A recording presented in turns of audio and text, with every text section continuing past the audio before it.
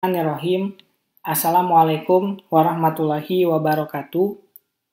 Masuk kita pada pertemuan yang ke-8 atau pertemuan ke-9 setelah UTS. Pada pertemuan kali ini kita akan membahas tentang proses costing. Di dalam proses costing, kita akan mempelajari subpokok bahasan berikut ini.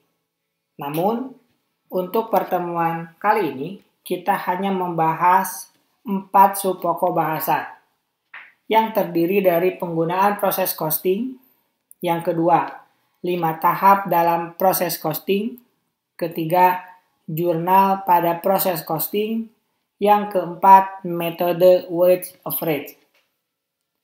Sebelum kalian mempelajari lebih lanjut tentang subpokok bahasan proses costing, kalian harus telah membaca buku akuntansi biaya yang ditulis oleh Charter, bab yang ke-6, sistem perhitungan biaya berdasarkan proses atau proses costing, halaman 173 sampai dengan selesai.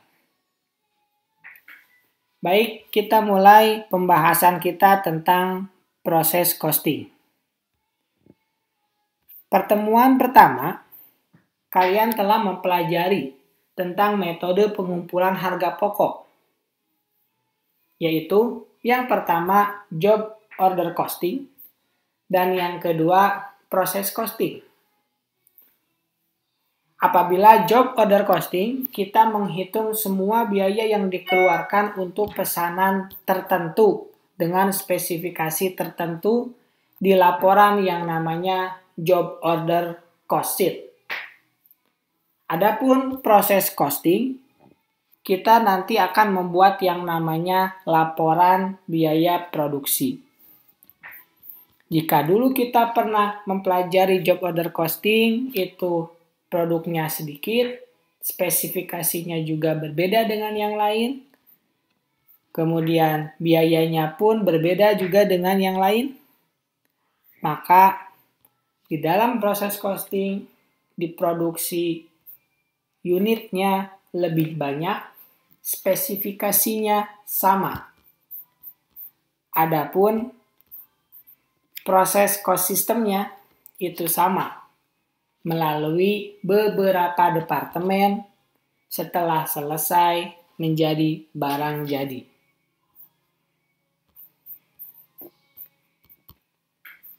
Kita lihat ilustrasi dari proses costing. Biaya yang dibutuhkan untuk proses costing sama dengan job order costing. Karena akuntansi biaya itu hanya ngomongin biaya-biaya ini saja. Yang terdiri dari manufacturing cost, DM, DL, sama FOH. Kemudian non-manufacturing cost. Ada selling, ada administrative expense. Nah, sekarang kita lihat untuk proses costing. Di atas DM, DL, sama FOH, itu ada beberapa kemungkinan untuk diproduksi secara massal. Bisa dari biaya-biaya ini masuk ke departemen A, setelah selesai masuk ke departemen B, setelah selesai baru bisa dijual, atau kemungkinan lain, yaitu DM, DL, FOH ini diproduksi di 2 departemen, kemudian nanti akan menjadi barang jadi. Untuk lebih jelasnya, kalian bisa lihat di halaman 176 tentang aliran produksi secara fisik. Di gambar 6 strip 1, ada aliran produk yang pertama, yaitu aliran produk berurutan atau sequential product flow, di mana dengan aliran produk secara berurutan ini, departemen itu harus selesai mengerjakan terlebih dahulu, baru bisa dilanjutkan ke departemen berikutnya. Seperti contoh di sini ada departemen pemotongan, mengeluarkan bahan baku, tenaga kerja, dan overhead pabrik. Setelah selesai, baru bisa langsung ke departemen perakitan. Tidak bisa Departemen perakitan bekerja tanpa ada departemen pemotongan selesai dulu. Baru setelah perakitan selesai, lanjut ke pengemasan. Setelah dikemas, baru bisa jadi barang jadi. Contoh produknya seperti sepeda. Sepeda, bahan baku utamanya dilakukan pemotongan dulu. Misalkan frame-nya, kemudian stangnya, kemudian garpunya, kemudian misalkan velgnya, dan lain sebagainya. Kalau bahan-bahan tersebut telah dipotong, baru bisa dirakit. Tidak mungkin bisa dirakit kalau tidak dipotong. Jadi harus sekuensial atau berurutan. Kemudian jika diperhatikan di sini ada biaya bahan baku, tenaga kerja, dan overhead pabrik di departemen pertama. Kemudian yang kedua, tidak ada biaya bahan baku. Kenapa bisa seperti itu? Karena mungkin di departemen kedua atau departemen perakitan tidak membutuhkan bahan baku. Jadi sesuai sama kebutuhan aja. Departemen pengemasan muncul lagi bahan baku. Mungkin butuh bahan baku dimasukkan lagi sebelum akhirnya dikemas dan menjadi produk jadi. Itu pertama, aliran produk berurutan. Yang kedua adalah aliran produk paralel atau parallel product flow. Jika aliran produk ini bisa melakukan produksi di dua departemen sekaligus secara berbarengan. Jika tadi yang pertama berurutan tidak boleh berbarengan, kalau paralel bisa berbarengan. Seperti contoh di sini ada departemen pemotongan dan departemen peleburan, yang dua-duanya mereka bekerja, memproduksi, mengkonversi.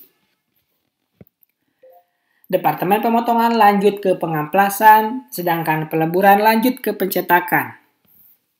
Kemudian nanti departemen-departemen ini akan bertemu di meeting point, yaitu di departemen perakitan. Setelah perakitan, kemudian melalui departemen berikutnya yaitu pengecatan, baru setelah itu menjadi barang jadi. Seperti contoh, aliran produk paralel itu seperti mobil.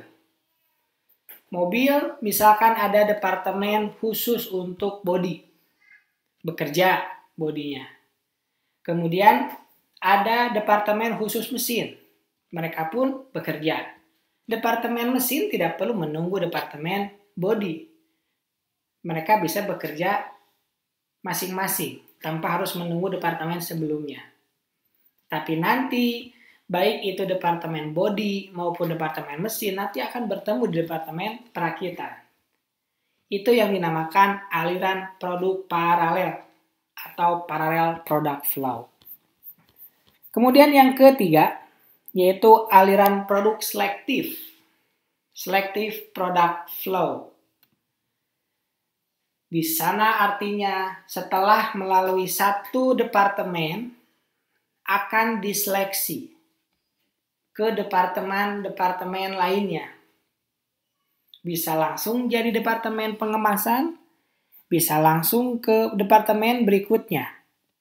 Contoh seperti sapi. Sapi setelah melalui departemen penjagalan, ada berbagai macam alternatif yang bisa dilakukan. Misalkan dia mau langsung dikemas, boleh. Bisa diasap dulu, jadi daging asap, jadi sei sapi, boleh. Atau bisa juga digiling, jadi kornet, atau jadi sosis, atau jadi produk lainnya, itu pun boleh. Diseleksi, misalkan daging-daging yang bisa digiling, masukin ke penggilingan, yang bagus untuk diasap, masukin ke pengasapan, atau misalkan ada daging tertentu yang bisa langsung dikemas. Itu aliran-aliran produksi secara fisik. Di buku ada di halaman 176 sampai halaman 178. Ya. setelah kita mengetahui aliran fisik, aliran produksi secara fisik, kita akan lanjut ke tahapan dalam proses costing. Kita akan membahas tahapan dalam proses costing dengan kasus. Sehingga untuk slide kita lewat dulu dan kita bahas jurnal yang ada pada proses costing. Pada dasarnya, jurnal pada proses costing itu sama dengan jurnal job order costing. Karena biaya yang keluar pasti berkisar antara manufacturing cost dan non-manufacturing cost. Manufacturing cost terdiri dari direct material, direct labor, dan factory overhead. Non-manufacturing cost terdiri dari selling and administrative expense. Di buku dijelaskan jurnal-jurnal yang ada di dalam proses costing. Pertama tentu biaya bahan baku. Ada di halaman 179. Jurnalnya adalah jurnal pemakaian bahan baku. Boleh jika diperlukan kita jurnal pembelian bahan baku. Transaksinya ada di buku, kalian bisa baca di situ. Adapun jurnalnya adalah barang dalam proses terhadap bahan baku. Karena departemennya ada 2, sehingga barang dalam prosesnya pun menjadi ada 2. Yaitu barang dalam proses departemen pemotongan dan barang dalam proses departemen perakitan. Kalau diinggriskan menjadi work in process departemen pemotongan, work in process departemen perakitan. Selanjutnya adalah biaya tenaga kerja. Biaya tenaga kerja kita mengenal 3 jurnal. Tetapi untuk proses costing kita hanya perlu jurnal pendistribusiannya saja. Boleh jika diperlukan pengakuan beban gaji dan upah, kemudian pembayaran gaji dan upah, diperbolehkan. Untuk transaksi biaya tenaga kerja langsung, jurnalnya barang dalam proses departemen pemotongan, barang dalam proses departemen perakitan, dan beban gaji di sebelah kredit. Atau work in process terhadap payroll. Berikutnya, yaitu tentang overhead pabrik. Kita catat dulu biaya overhead pabrik dengan jurnal pengendali overhead pabrik atau FOH, ini budgetnya atau anggarannya, pembebanannya, terhadap various account. Various account ini banyak isinya, seperti contoh di sini ada utang usaha, akumulasi penyusutan mesin, asuransi dibayar di muka, bahan baku dan beban gaji. Bahan baku dan beban gaji itu termasuk yang tidak langsung, sehingga masuk ke overhead pabrik. Dan banyak yang lainnya yang termasuk ke dalam biaya overhead pabrik. Setelah itu, kita harus melakukan pencatatan, melakukan jurnal untuk pembebanan BOP, yaitu work in process terhadap applied FOH. Karena ada 2, jadi work in process departemen pemotongan, work in process departemen perakitan. Seperti itu. Ini adalah jurnal-jurnal yang ada dan sudah dipelajari selama 7 pertemuan sebelumnya. Kita akan bahas tentang tahapan dalam proses costing. Output dari proses costing adalah laporan biaya produksi atau Cost of Production Report.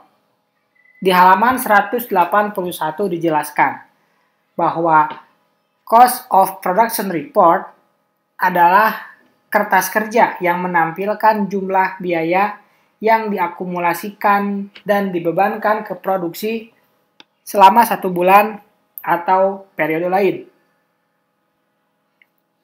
Sama halnya dengan job cost sheet, output dari job order costing. Laporan biaya produksi ini juga digunakan sebagai sumber informasi atau dasar dalam membuat jurnal. Di halaman berikutnya, halaman 182, dijelaskan tentang macam-macam metode di dalam membuat laporan biaya produksi. Metode yang pertama yaitu perhitungan biaya rata-rata tertimbang. Metode yang kedua adalah FIFO. Keduanya akan kita bahas. Namun pada pertemuan ini kita hanya membahas metode yang pertama, yaitu perhitungan biaya rata-rata tertimbang. Langsung saja kita lihat contoh kasus. Masih di halaman 182. Kalian lihat di paragraf yang kedua. Untuk mengilustrasikan laporan biaya produksi, asumsikan American Chair Company menggunakan sistem perhitungan biaya berdasarkan proses dengan asumsi aliran biaya rata-rata tertimbang. Data produksi berikut ini tersedia untuk bulan Januari. Nah, ini datanya saya sudah pindahkan ke Excel. Di sini kita bisa mengetahui yang pertama, American Chair Company memiliki 2 departemen, yaitu Departemen Pemotongan dan Departemen Perakitan. Kemudian di sini, di bagian atas, yang saya blok ini, satuannya adalah unit atau unit. Jadi kalau misalkan di sini disebutkan 100 berarti 100 unit, 600 berarti 600 unit, begitu seterusnya. Kita lihat dulu untuk Departemen Pemotongan. Di Departemen Pemotongan ada persediaan awal, yaitu 100. Artinya ini unit yang harusnya diproduksi di bulan Desember, tapi tidak selesai. Sehingga harus dilanjutkan di bulan berikutnya, yaitu bulan Januari. Begitu. Kemudian yang bawah, yaitu 600, itu unit yang harus diproduksi oleh Departemen Pemotongan selama 1 bulan. Jadi total selama 1 bulan, Departemen Pemotongan harus memproduksi sebanyak 700 unit. Dari 700 unit yang harus diproduksi di bulan Januari oleh Departemen Pemotongan, hanya 500 unit yang selesai dikerjakan oleh Departemen Pemotongan. Sehingga Departemen Pemotongan memiliki hutang sebanyak 200 unit yang harus dikerjakan di bulan berikutnya. Atau di dalam istilah akuntansi disebut sebagai persediaan akhir. Sama halnya dengan departemen yang kedua, yaitu Departemen Perakitan. Di bulan yang lalu dia memiliki unit yang belum selesai diproduksi, yaitu sebesar 180 unit. Kemudian bulan ini dia harus mengerjakan 500 unit. 500 ini tergantung kepada departemen yang pertama, yaitu departemen pemotongan. Karena departemen pemotongan selesainya 500, maka perakitan harus menyelesaikan 500 bulan ini. Jika kita kaitkan dengan pembahasan kita yang sebelumnya, ini adalah jenis aliran produk berurutan atau sequential product flow, di mana departemen kedua dan selanjutnya tidak bisa bekerja kecuali departemen sebelumnya telah selesai mengerjakan tugasnya. Jadi, selama bulan Januari, departemen perakitan harus membuat atau memproduksi sebanyak 680. Terdiri dari 180 persediaan akhir dan 500 yang harus dikerjakan pada bulan ini. Jadi sisanya gitu ya, adalah persediaan akhir. Dari 680 unit yang harus diproduksi, ternyata hanya 580 saja yang berhasil, yang selesai dikerjakan oleh Departemen Perakitan. Sehingga persediaan akhir adalah 100. Didapatkan dari 680 dikurangi 580. Masih berhubungan dengan soal. Halaman 182 di paragraf yang terakhir. Unit 200 dan 100 ini kita perlu mengetahui berapa biaya yang harus atau yang telah dikeluarkan. Kemudian dijelaskanlah bahwa penyelia melakukan laporan, di mana di sana ada laporan bahwa bahan baku, tenaga kerja, dan overhead pabrik sebesar 60%, 20%, dan 40%. Jadi, 20% ini biayanya atau yang sudah terserap yaitu 60, 20, dan 40 untuk yang persediaan akhir di Departemen Pemotongan. Selanjutnya, untuk di Departemen Perakitan, bahan baku, tenaga kerja, dan overhead pabrik sebesar 100 untuk bahan baku dan 70 untuk overhead dan tenaga kerja. Boleh seperti itu? Tentu boleh. Karena ini yang diketahui di lapangan, bahwa pembuatan sisa perakitan itu telah dikeluarkan biayanya untuk bahan baku, misalkan udah semuanya, karena ini perakitan, berarti tinggal tenaga kerja dan overhead pabrik. Seperti itu. Kita lanjutkan ke halaman 183, masih soal. Di sana adalah data biaya yang terjadi di bulan Januari. Seperti biasa, dua departemen, pemotongan dan perakitan. Kemudian di paling atas ada barang dalam proses persediaan awal. Berarti ini ngomongin tentang angka 100 unit. Ya, kan di sini disebutkan persediaan awal. Ini disebutkan persediaan awal ya. Karena persediaan awal berarti ini ngomongin yang 100 unit. Jadi ini biaya-biaya yang telah keluar untuk 100 unit. Di sini biaya dari departemen sebelumnya. Untuk departemen pemotongan itu 0. Kenapa 0? Jawabannya adalah karena departemen pemotongan adalah departemen yang ke-1. Jadi tidak ada biaya departemen sebelumnya. Kemudian bahan baku, tenaga kerja, dan overhead pabrik masing-masing 1892, 400, dan 796. Sama halnya dengan perakitan. Karena dia merupakan departemen kedua, maka dia ada kemungkinan memiliki biaya dari departemen sebelumnya, yaitu sebesar 8320 di soal.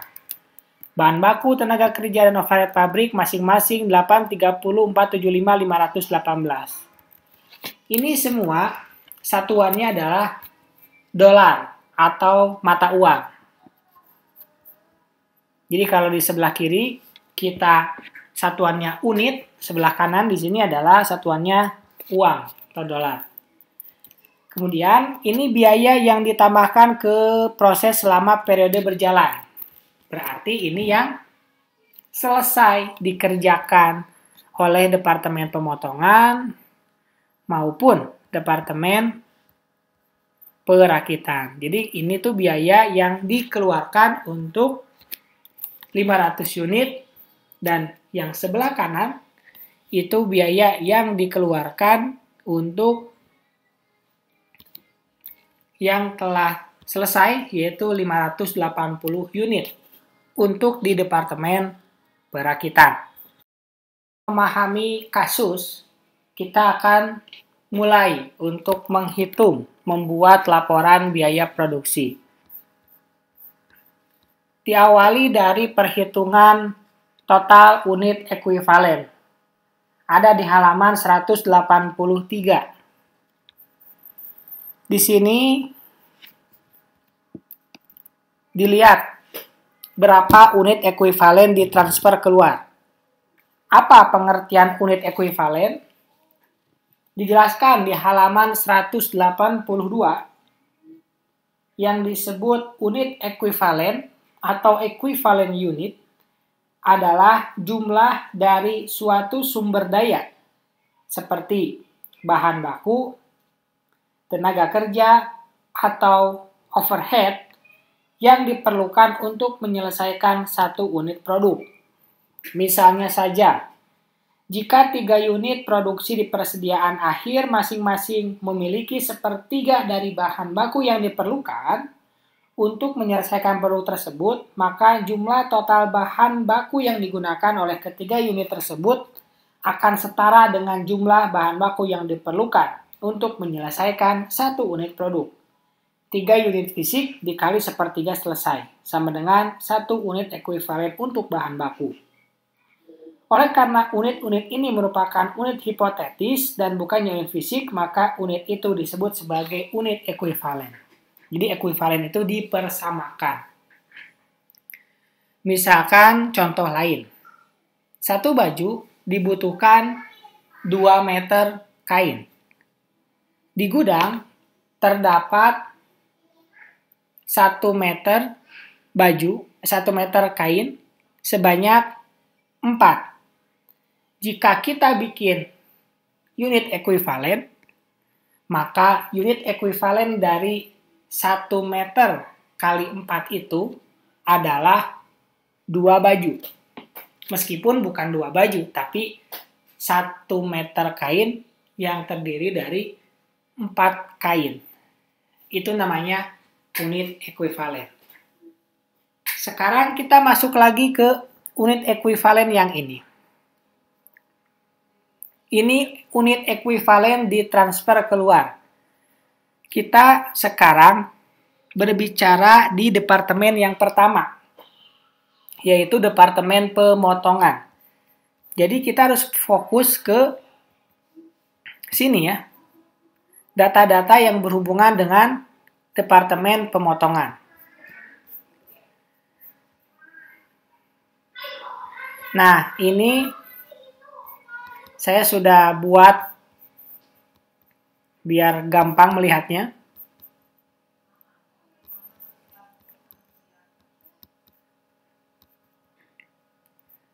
Nah, ini di sini ada 500. 500 itu dari mana? 500 adalah unit yang telah selesai dikerjakan oleh departemen pemotongan.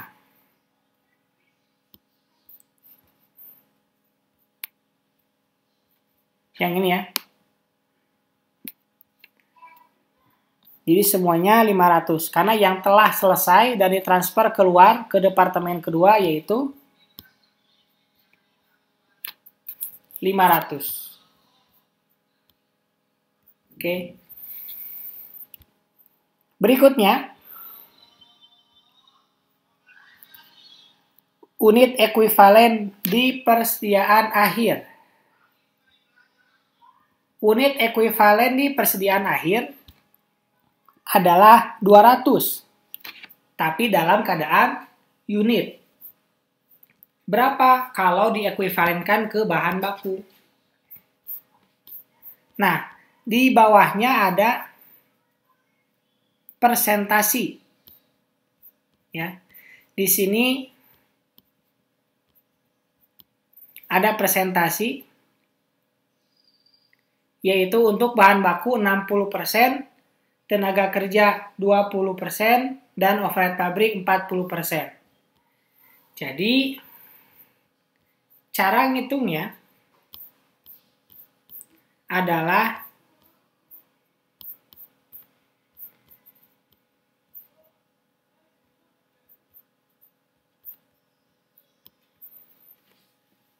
unit di persediaan akhir dikali 60%. Dapat 120. Begitu seterusnya. Untuk tenaga kerja itu 200. Ini ya, sebelah kanan. Di bagian bawah. Jumlah unit barang dalam proses persediaan akhir, bagian bawah. 200 dikali 20%. Overhead pabrik 200 dikali 40%. Sehingga total unit ekuivalennya adalah 620 untuk bahan baku, 540 untuk tenaga kerja, dan overhead 580. Itu langkah pertama ya, menghitung total unit ekuivalen. Langkah yang kedua yaitu menghitung biaya per unit ekuivalen. Caranya adalah memasukkan dulu biaya-biaya yang telah dikeluarkan di persediaan awal. Kita lihat di informasi sebelah atas. Ini ada 1892, 400 sama 796. Ini ada dari soal ya, yang asalnya berdiri jadi tidur. Seperti itu. Kemudian, biaya ditambahkan selama periode berjalan. Itu juga sama. Informasi dari soal. Di sini ada 13.608, 5.000, dan 7904. Lalu setelah itu kita hitung, dijumlahkan. Itu namanya total biaya yang harus dipertanggungjawabkan. Dapatlah 15.500 untuk bahan baku, tenaga kerja 5.400, dan overhead 8.700. Setelah itu dibagi dengan unit ekuivalen yang sudah kita hitung sebelumnya. Sehingga menghasilkan biaya per unit ekuivalen yaitu 25, 10, dan 10. Itu adalah langkah kedua dalam melakukan proses costing. Langkah yang ketiga, setelah kita menghitung total unit ekuivalen dan biaya per unit ekuivalen, kita bisa membuat yang namanya laporan biaya produksi. Di sini yang paling atas ada judul, kemudian di bawah ada informasi-informasi biaya. Yang perlu diperhatikan, isi dari laporan biaya produksi itu ada 3. Yang pertama, schedule kuantitas. Yang kedua, biaya dibebankan ke departemen. Dan yang ketiga, biaya dipertanggungjawabkan. Jadi cara ngafalinnya per bagian seperti ini. Schedule kuantitas, biaya yang dibebankan ke departemen, dan biaya dipertanggungjawabkan. Kemudian, di sini ada persediaan awal. Di sini ada persediaan awal, yaitu sebesar 100. Dari mana? Dari soal. Nih, sebelah kanan di bawah. Persediaan awalnya 100. Kemudian dimulai di periode ini, berarti yang harus diproduksi oleh departemen pemotongan, yaitu 600. Sehingga total yang harus dikerjakan oleh departemen pemotongan selama bulan Januari adalah 700. Ya. Kemudian dilanjutkan ditransfer ke departemen perakitan. Ditransfer ke departemen perakitan berarti yang selesai. Yang selesainya 500. Kemudian persediaan akhirnya 200 sebagaimana yang tertera di soal. Nah, ini salah satu cara mengetahui apakah jawaban kita itu benar atau salah, yaitu apabila schedule kuantitas kita itu balance. Seperti itu. Kemudian di sini ada di halaman 184. Jadi saya hanya pindahkan saja ke Excel. Kita lanjutkan ke biaya dibebankan ke departemen. Di sini ada persediaan awal dan biaya ditambahkan selama periode berjalan. Persediaan awal isinya bahan baku, tenaga kerja, dan overhead. Begitupun biaya ditambahkan selama periode berjalan. Isinya sama. Bahan baku, tenaga kerja, dan overhead pabrik. Bahan baku 1892. Ada di soal, di atas ini. Kita tinggal pindahkan saja. Kemudian kita total bahan baku, tenaga kerja, dan overhead di persediaan awal. Dapat 3088. Sama halnya dengan periode berjalan. Kita tinggal jumlahkan. Ya, ini yang sebelah kanan di bagian atas 13.608, 5.000 dan 7904. Kita jumlahkan. Kemudian kita totalkan antara persediaan awal ditambah periode berjalan. Kemudian, untuk mengisi yang sebelah kanan, 620, 540, dan 580, itu diambil dari total unit ekuivalen. Total unit ekuivalen.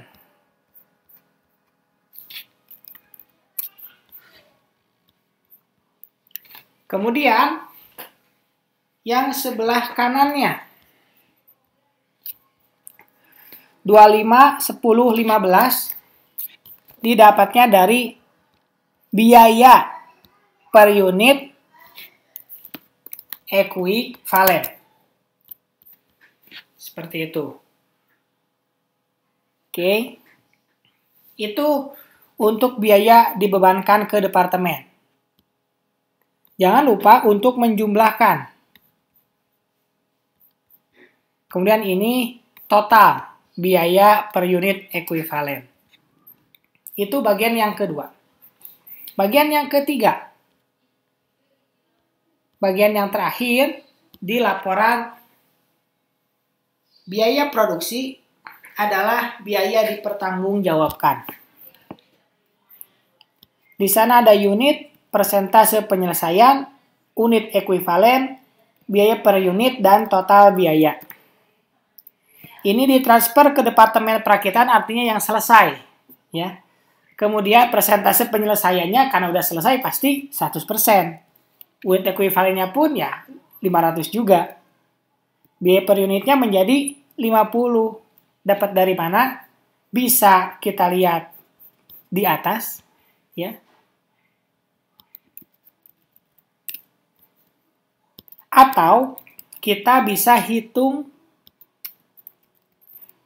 secara manual. Tapi karena udah dihitungkan di atas ya sudah ya, tidak usah dihitung lagi. Kemudian barang dalam proses persediaan akhir itu 200, ini dapat dari soal. Yang tadi belum selesai, harusnya 700, yang selesai 500, jadi bisa 200. Kemudian presentasi ini ada di soal, atau kita bisa lihat di atas karena sama kita dituliskan lagi, begitu ya, dengan yang di atas. Kemudian yang unit ekuivalen, ini kita hitung secara manual atau kita bisa lihat di perhitungan yang pertama yang sudah kita lakukan, yaitu pada saat menghitung total unit ekuivalen. Seperti itu.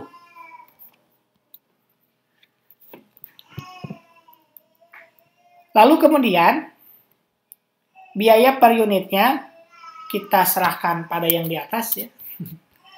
Yaitu sama dengan yang di atas ya, 25, 10 dan 15.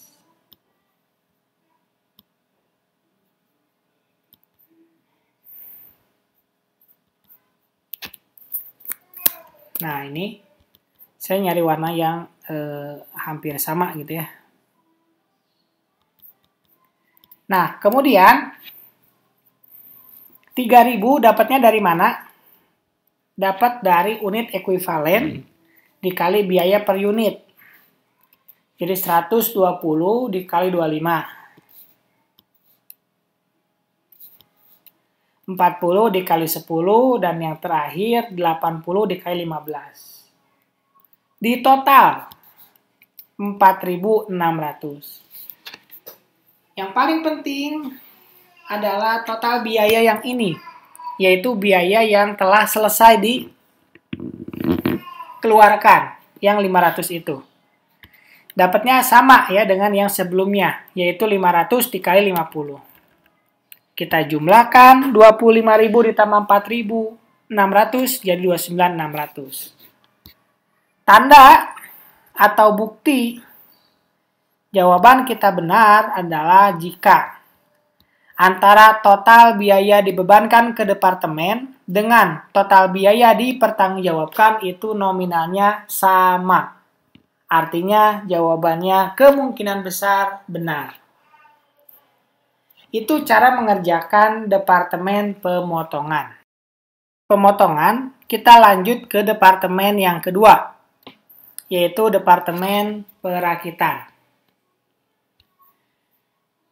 Dengan kasus yang sama, karena ini sudah dijelaskan di awal tadi tentang kasus ini, kita langsung ke cara mengisinya. Langkah yang pertama, yaitu menghitung total unit ekuivalen. Caranya sama dengan yang departemen pemotongan tadi. Bedanya adalah jika di departemen pemotongan atau departemen pertama itu tidak ada biaya departemen sebelumnya. Tetapi di departemen yang kedua ada biaya departemen sebelumnya. Biaya departemen sebelumnya yaitu 580. Dapat dari mana? 580 ada di bagian bawah, sebelah kanan, yaitu barang yang atau unit yang telah selesai dikerjakan. Semuanya sama. Oke. Berikutnya, unit ekuivalen di persediaan akhir. unit ekuivalen di persediaan akhir adalah 100. Nah, ini sebelah kanan, bagian bawah 100. 100 ini kita hitung persentasinya dengan yang di bawah. Bahan baku 100% jadi 100. Adapun untuk biaya departemen sebelumnya pasti 100%. Karena udah selesai kan ceritanya. Kemudian untuk tenaga kerja itu 70%. Nah, di bagian kanan nih, bawah. 70% tenaga kerja dan overhead 70%. Di jumlah dapat total unit ekuivalen. Kemudian perhitungan ini ada di halaman 185 ya. Ada di halaman 185. Kemudian di sini ada biaya departemen sebelumnya yaitu 8320, 830, 475, dan 518. Informasi ada di sebelah kanan yang atas di departemen perakitan. Jadi fokus ketika kita mengerjakan departemen perakitan ya kita gunakan informasi-informasi di departemen perakitan. Berikutnya, nah ini yang berbeda. Biaya departemen sebelumnya untuk biaya ditambahkan selama periode berjalan, ini 25.000 itu dapat hitung. Ya, 25.000 ini dapat dari hitung di departemen pemotongan, yaitu yang ini. Nah, kalian bisa kasih tanda di bukunya, itu dapat dari departemen pemotongan. Jadi nggak mungkin bisa selesai mengerjakan laporan biaya produksi departemen kedua jika tidak selesai di departemen ke-1 penghitungannya. Karena ada data yang digunakan. Adapun 72, 96, 92, 10, 11052 ada di informasi soal. Sebelah kanan paling atas ya. Sebelah kanan di tengah-tengah nih, yang di atasnya. Oke. Kemudian ditotalin seperti biasa. Kemudian dibagi dengan unit ekuivalen yang telah dihitung di atas. Jadi kita masukkan. Kemudian kita hitung. Dapat biaya per unit ekuivalennya 49, 11,95, 14,90, dan 17,80. Langkah ketiga yaitu membuat schedule atau membuat laporan biaya produksi. Di buku ada di halaman 186. Ada di halaman 186. Di sana seperti biasa ada judul, kemudian nama departemen, nama laporan, dan periode. Isinya sama, ngafalinnya gampang, yaitu schedule kuantitas, biaya dibebankan ke departemen, dan yang ketiga biaya dipertanggungjawabkan. Schedule kuantitas berisi persediaan awal, dan dimulai di periode ini. Persediaan awal sebagaimana di soal adalah 180. Yang harus diproduksi yaitu 500. Di total 680. Kemudian yang telah selesai 580. Ya, ini salah, bukan ke departemen perakitan, tapi ke barang jadi. Karena udah selesai di departemen terakhir. Kemudian persediaan akhirnya 100 sehingga nilainya balance. Kemungkinan besar jawabannya benar. Kita lanjutkan di biaya dibebankan ke departemen. Bedanya adalah adanya biaya departemen sebelumnya. Jika kita lihat di laporan biaya produksi yang departemen pertama itu ya, di bagian sini tuh tidak ada biaya dari departemen sebelumnya. Kenapa? Alasannya karena dia itu adalah departemen yang ke-1. Seperti itu. Biaya departemen sebelumnya, yaitu 8320. Itu ada di soal. Kemudian 830, 475, dan 518 itu juga ada di soal. Kita jumlahkan.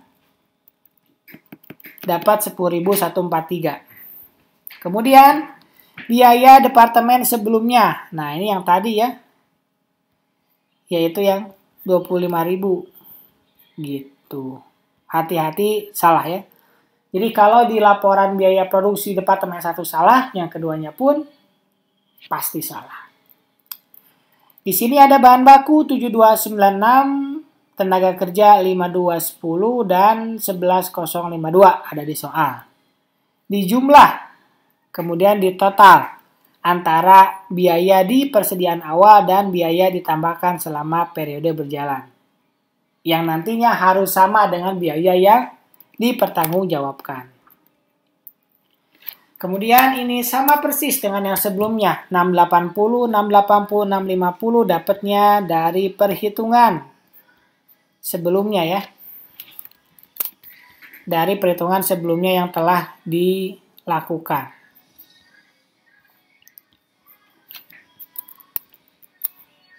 Nah, 49, 12, 12 itu juga didapatkan dari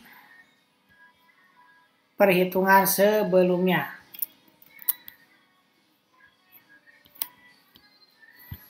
Ya.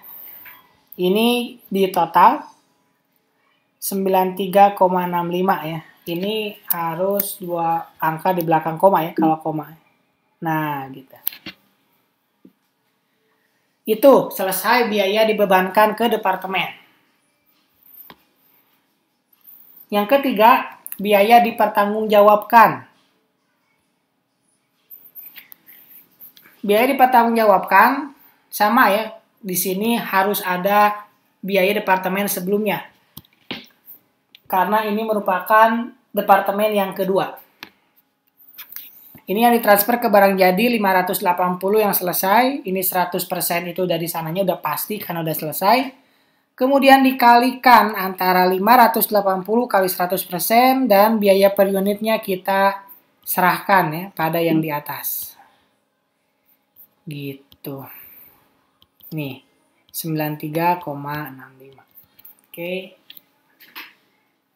Selanjutnya, untuk biaya departemen sebelumnya itu dari 100 unit. Kenapa 100 unit? Karena yang selesai itu adalah 580 ini sebelah kanan di bawah.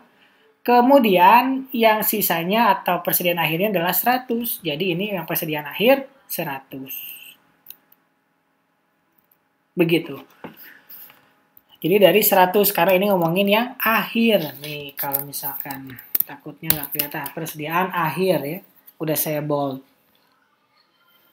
100, 70 itu ada di soal. Di sini saya kelupaan ya. 100%, 70%, 70%. Gitu. Kemudian ini didapatkan dari yang di atas ya, 49 gitu. Kemudian 11,95, 14,9 dan 17,80. Dan yang terakhir biaya yang dikeluarkan untuk bahan baku yaitu antara pengalian unit ekuivalen dan biaya per unit. Sehingga totalnya 8384. Kemudian ditotal antara ditransfer ke barang jadi dengan biaya di persediaan akhir. Setelah ditotal, kita baru bisa memastikan benar atau enggak jika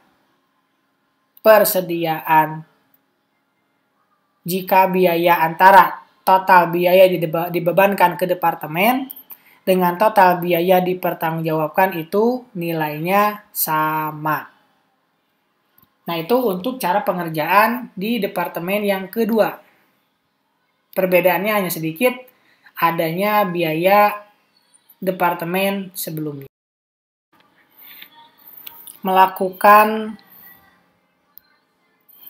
pembuatan laporan biaya produksi untuk departemen pemotongan dan perakitan, kita bisa menjurnal. Di halaman 185 di bagian atas itu ada jurnal. Jurnal yang harus dikeluarkan untuk mentransfer dari departemen pemotongan ke departemen perakitan. Jadi ada WIP departemen perakitan terhadap WIP departemen pemotongan.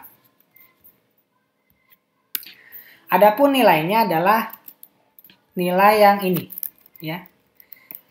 Ditransfer ke departemen perakitan 25.000.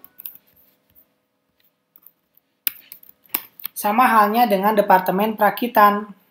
Bedanya karena ini departemen yang terakhir, maka di jurnalnya ke persediaan barang jadi. Bisa dilihat di halaman 187, yaitu finish good terhadap WIP departemen perakitan.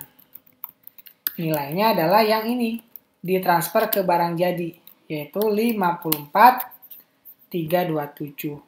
Nah, seperti itu. Jadi kita ngitung panjang-panjang tuh buat ngejurnal ini. Oke. Berikutnya yang akan kita bahas adalah tentang peningkatan dalam kuantitas produksi ketika bahan baku ditambahkan. Ya. Jadi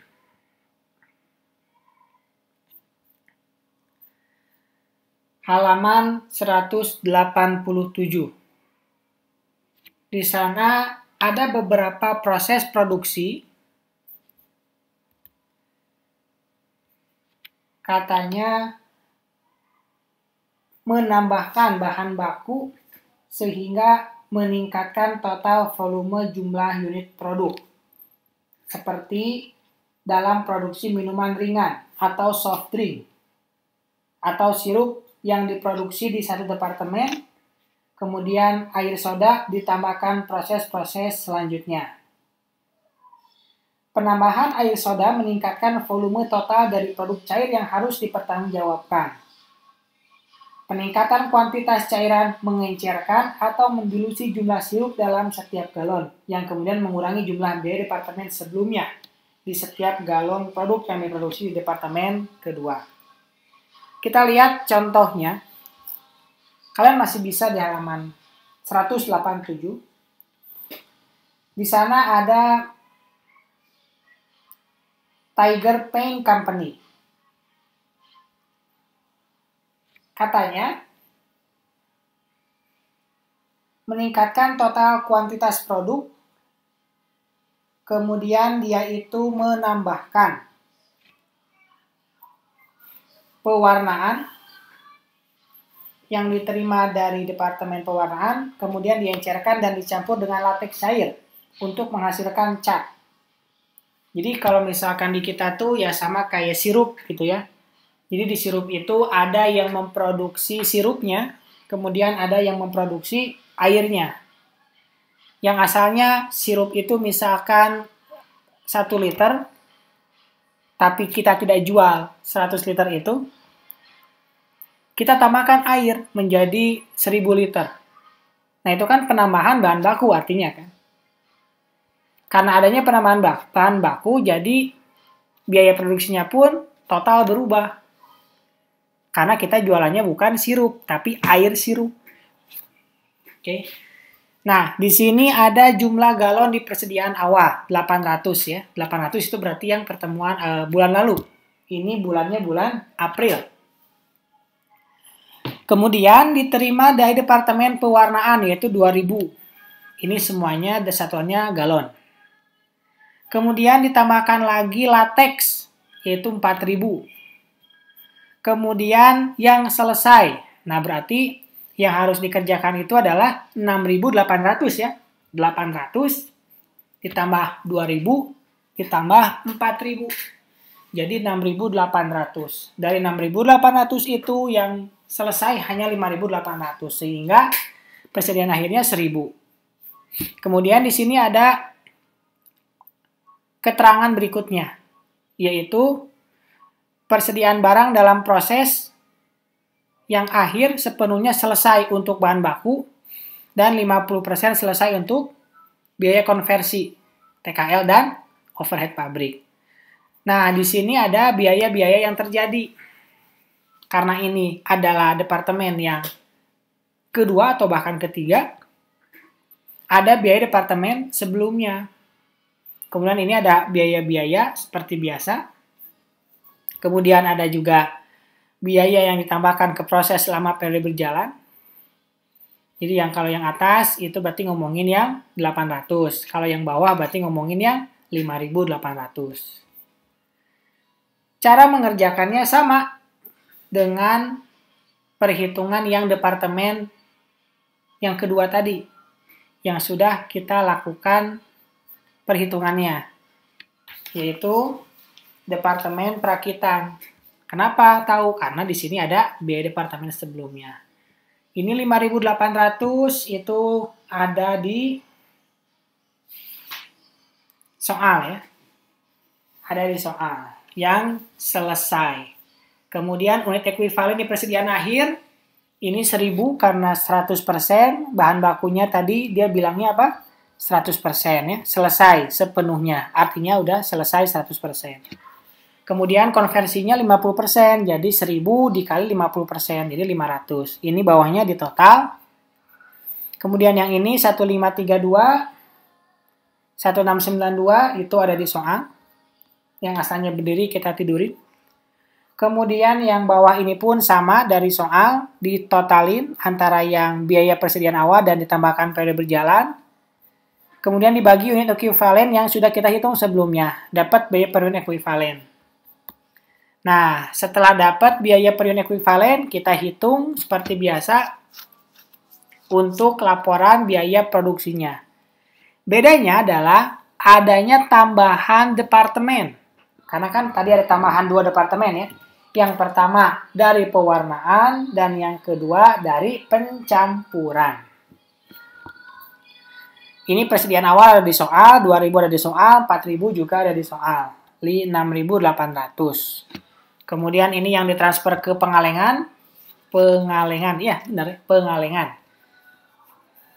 Itu 5.800 atau yang selesai. Berarti masih ada departemen berikutnya ya, bukan langsung ke barang jadi. Kemudian ini persediaan akhirnya 150-50, ini ada di soal, ini juga ada di soal. Langkah bagus, 6.800-nya sama. Kemudian ini ada di soal yang asalnya berdiri, kita tetap pindahkan ke sini. Ada 4. Yang bawahnya pun sama. Kita totalin, dapat 43.315. 6.800 itu dapat dari perhitungan. Yang di halaman 188. Kemudian yang bagian kanan juga ada di halaman 188 tabel yang kedua. Totalin 6,50. Selanjutnya 5.800 ini yang telah selesai, ini dikali 100 dapat 6,50 ya. Biaya per unitnya dari atas. Kemudian dikalikan dapat total biaya 37.317. Berarti ini yang akan di jurnal. Jadi WIP Departemen Pencampuran, WIP Departemen Pengalengan sebesar 37.317. Ini 1.000 semuanya adalah unit persediaan atau galon persediaan akhir. Ini 100, 150, 50 ada di soal yang tadi di atas nih. 100% dan 50% untuk konversi.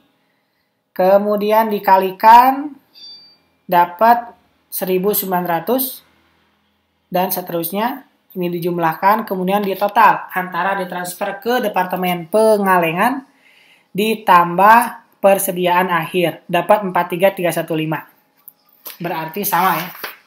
Jawabannya benar. Ya. Ini pembahasan proses costing untuk metode rata-rata. Selanjutnya, setelah mendapatkan pembahasan tentang proses costing, kalian diminta untuk mengerjakan tugas sebagai berikut ya. Ini tugas yang ke-8, proses costing yang pertama. Ada di buku charter halaman 201, yaitu L6-3, halaman 201,